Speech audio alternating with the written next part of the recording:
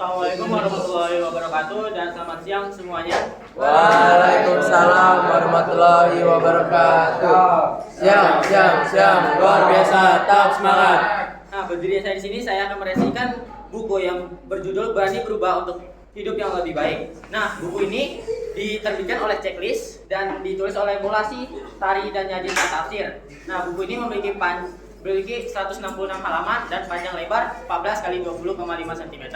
Nah, biografi dari Mula Saftari dan Yazid At-Tafsir. Mula Saftari tinggal di Pemalang, Jawa Tengah. Nah, saat ini dia bekerja sebagai dosen pendidik bahasa dan sastra Indonesia di Universitas Peradaban atau UP.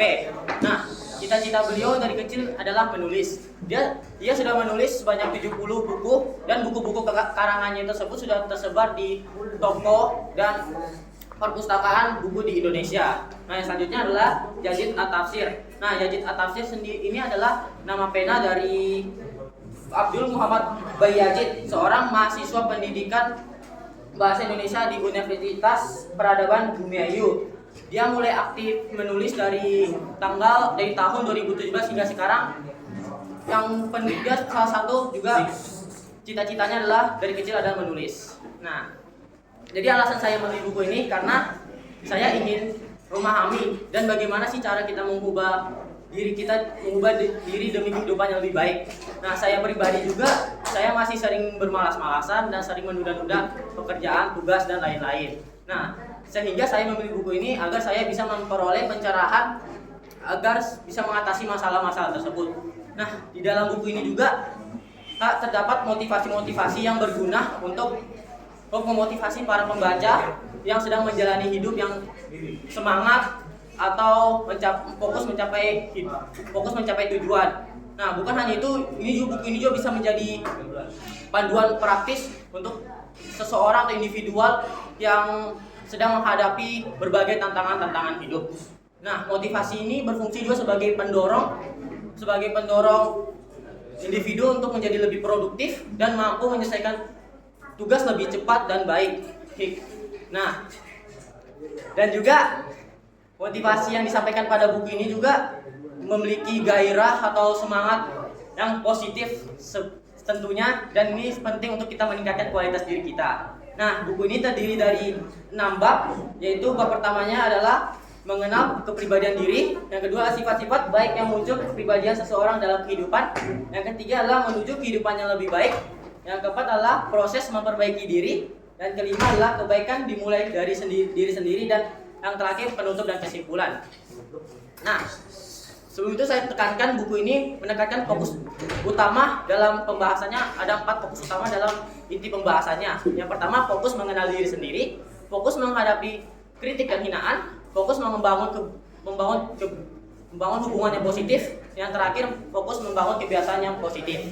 Nah, yang pertama fokus mengenal diri sendiri. Nah, sebagian dari kita di sini juga pasti sering bisa mampu lah mengenal diri orang lain dengan baik, tapi kita tidak mampu mengenal diri kita sendiri. Padahal dengan kita mengenal diri kita sendiri, kita tuh pasti memahami kelebihan dan kekurangan yang ada pada diri kita.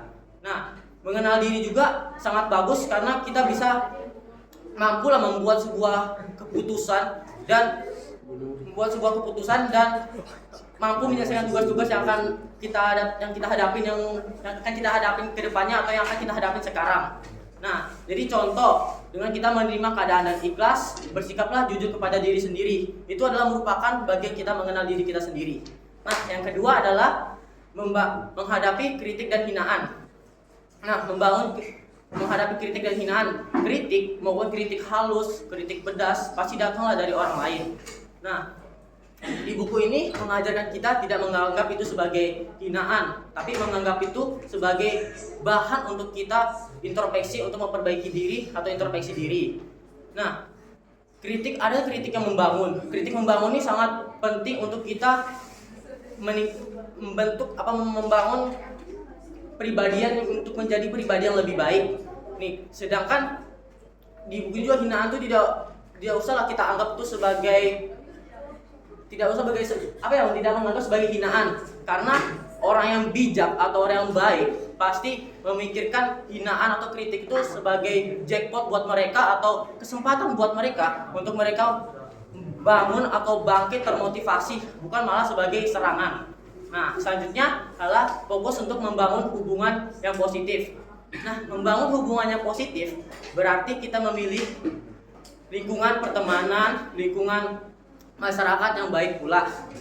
Karena kalau kita memilih lingkungan pertemanan yang baik, masyarakat baik, itu akan membantu kita untuk menjadi pribadian yang lebih baik.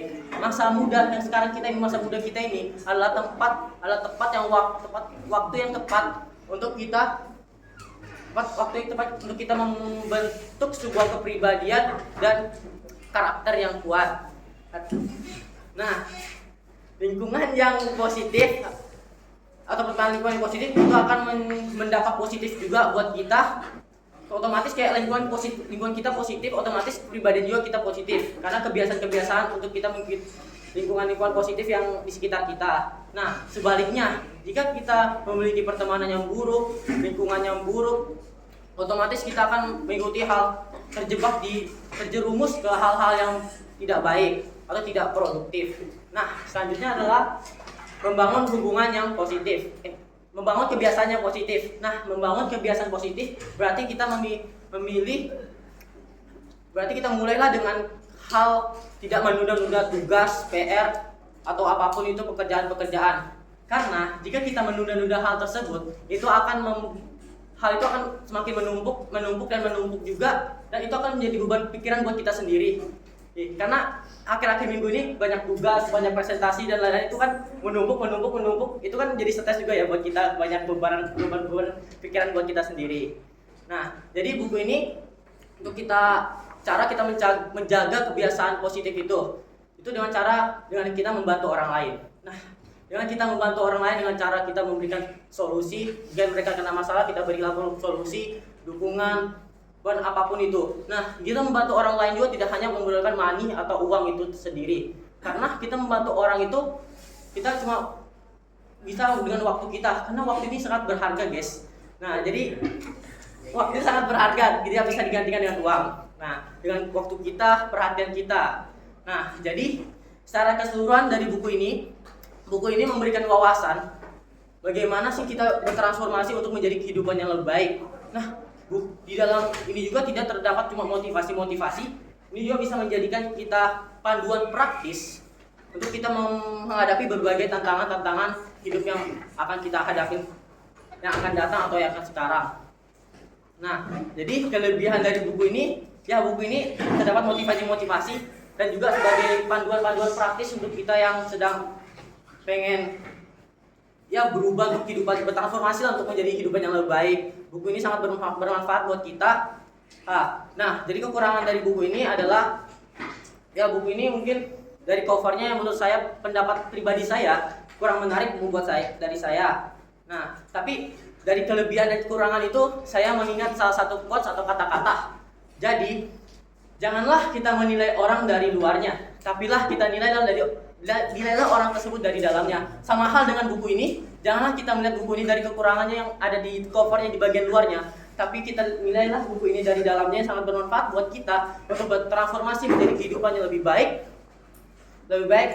dan banyak juga panduan-panduan buat kita yang sedang menghadapi berbagai tantangan hidup yang sangat berat.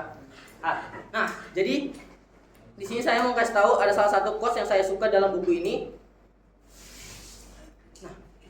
Yaitu adalah jadikan hinaan sebagai pematik semangat agar kita termotivasi untuk membuktikan kepada orang yang menghina. Nah, jadi sebelum saya tutup, jika kita mencita-citakan kehidupan yang lebih baik, maka mulailah dari sekarang juga. Dimulai dari diri kita sendiri, tak perlu bingung harus memulai dari mana. Melalui buku ini, kita bisa memiliki pemahaman mengenai apa sih yang harus kita lakukan dan apa sih yang harus kita ubah. Jadi bersiaplah untuk kita mendapatkan hidup yang kita idam-idamkan dari kecil. Sekian dari presentasi saya. Salah kata saya mohon maaf. Wassalamualaikum warahmatullahi wabarakatuh dan selamat siang Bapak dan teman-teman semuanya. Waalaikumsalam warahmatullahi wabarakatuh. Siang, luar biasa, tetap semangat.